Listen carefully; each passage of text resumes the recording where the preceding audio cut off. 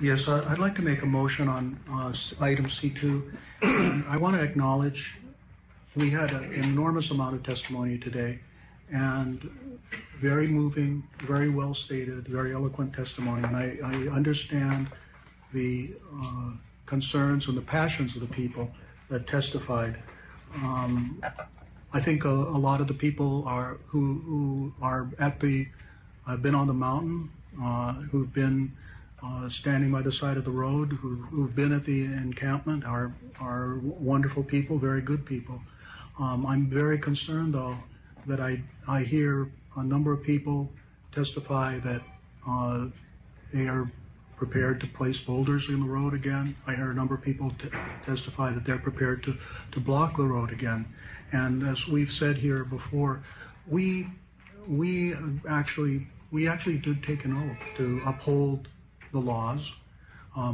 We have our enforcement people who are also, their job is to uphold the laws. And at this point, the law does say that if the telescope construction people come through, that they have a right to come through.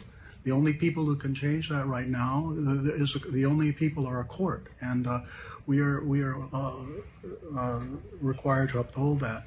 So our people need the tools to keep order on the mountain, and for that reason, I'm going to move to approve C2 as it was presented today. I know that the board members, I think all the board members have comments, and I'm not going to make any kind of big speeches. I think this is a very, I could make a long speech, but it's a very sad that this has come to this point, and that there is this conflict between, I think, people who are deeply good on both sides and who have different visions, but live in the same, but have to live in the same world and on the same island.